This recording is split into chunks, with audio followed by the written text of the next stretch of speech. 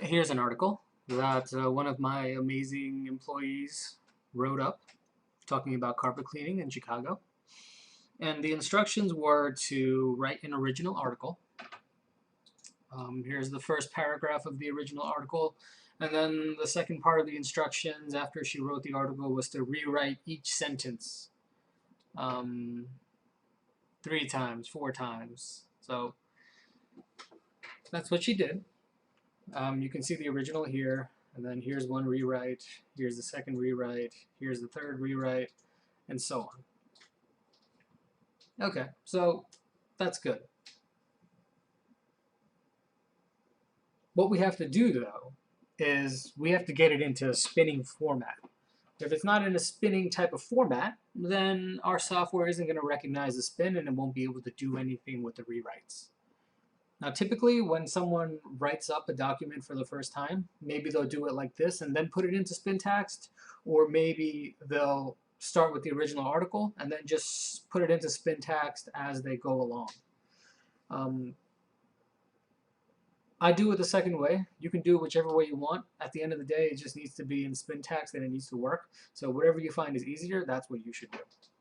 So I'm going to do a quick demonstration of how we get this into spintax, okay? So let's start with the first paragraph. San Diego is one of the best climates in the United States, but considering its dry climate, most of the year dust is most likely to grow. Dust can't grow. Dust will what's the word for develop? Dust will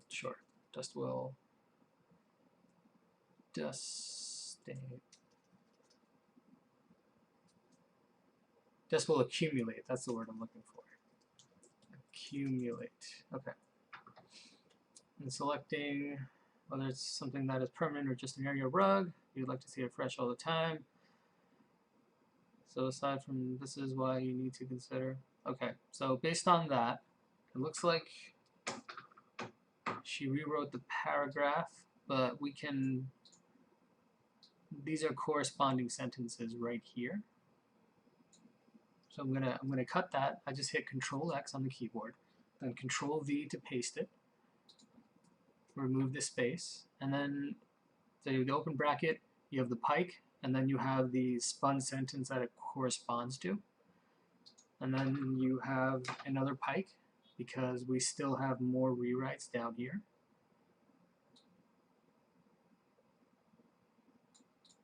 And this is the entire sentence rewrite right here. So we're going to cut that. We're going to paste it here. Remove the space if you get one.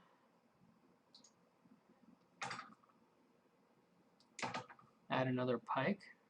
That was the second rewrite. Here's the third rewrite. You'll only find a couple locations in the US. San Diego because of the climate. Such climates invite dust. Here's another sentence rewrite. I'm going to put that right here. Cut, paste, and I think there's one more. A hot climate like San Diego. So this is very well spun. You did a great job on this. And then here's the end of this rewrite. Cut that. Forgot to remove that space there. No, that's not a space. Forgot to remove the space up here. Okay, and finally paste that in there.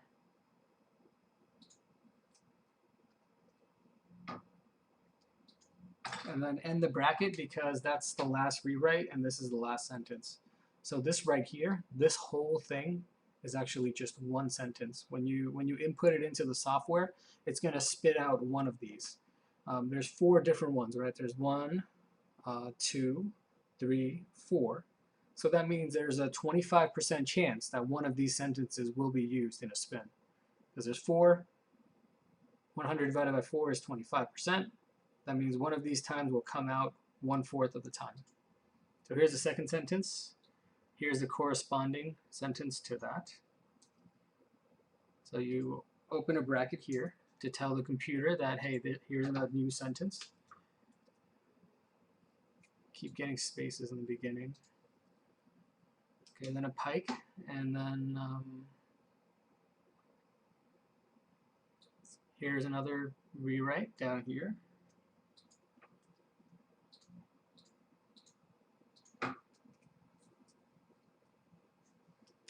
Had a pike. Where's the rest of the rewrite?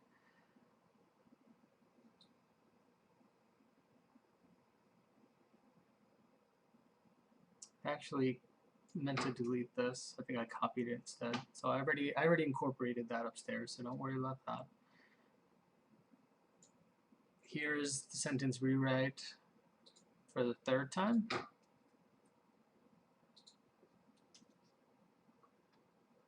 And the fourth one, it's therefore helpful. There we go.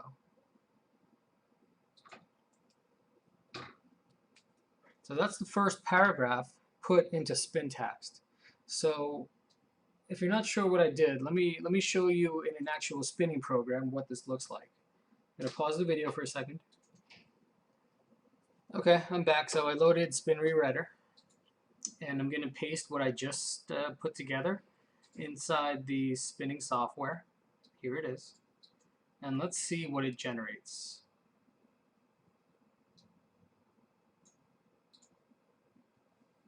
One of the best summer places to go in America is San Diego. Its climate most of the year is dry and hot. However, such a climate invites dust at homes or offices, especially in your carpets. To prevent further accumulation of filth, you must be familiar with different types of carpet cleaning services being offered in San Diego. When you select a rug or carpet, whether it's something that is permanent or just an area rug, so basically what's happening here is that it's taking one of the 4 rewrites for the first sentence, and it's taking one of the 4 rewrites for the second sentence, and it's just putting them together. You're getting a bunch of different combinations, but at the end of the day, this is only sentence spun. It's not word spun. That's why you see that it's only 39% unique, 39% unique, 39, 39, 39, 39, which is not even close to what we need. But that's okay because it's only sentence spun right now. It still needs to be word spun. Just one tip: if you're doing this in the future, I would try to keep the sentence spins at about 1 sentence each, so that you can substitute every sentence, every sentence, every sentence. What happens when you do rewrites that involve multiple sentences? Like if you have 1 sentence and then you rewrite it, but the way you rewrite it is by turning it into 2 sentences.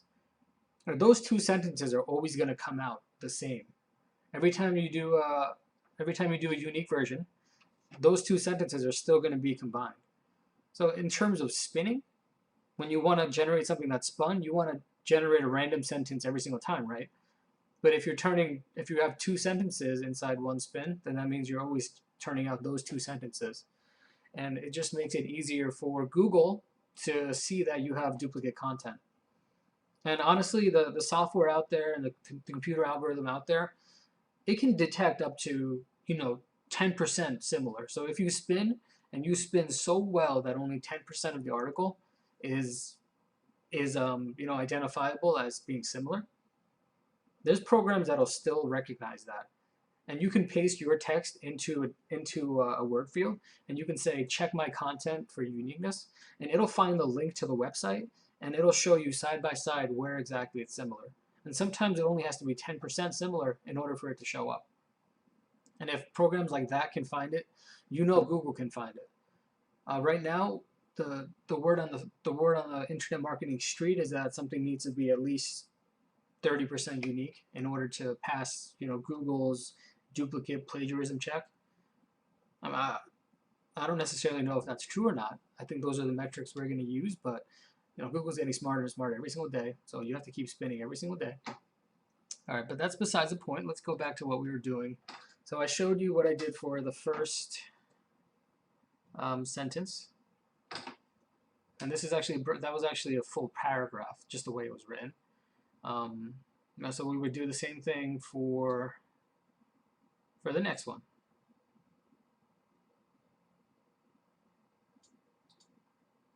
And then we would keep combining until the entire document is put into a spintax like this, not broken up into rewrites like this.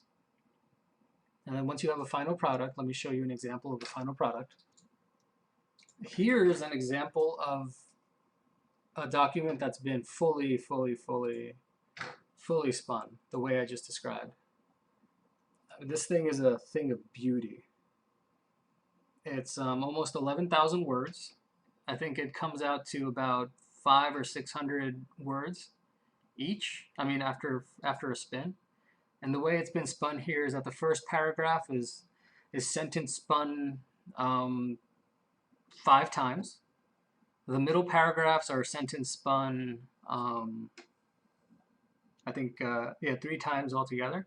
And then the last paragraph is spun 5 times, just like the first one. And then it looks longer than the work that's required, because what I do is I take the 3 middle paragraphs and then I switch up the order for them. So sometimes I'll put the middle paragraphs in one order, and then I'll copy paste it into a different order, and I'll copy paste it into a third order, and I'll copy paste it into a fifth order. And the 3 middle paragraphs here are actually copy pasted 9 different ways, so that whenever you get a unique spin, let me show you what this looks like.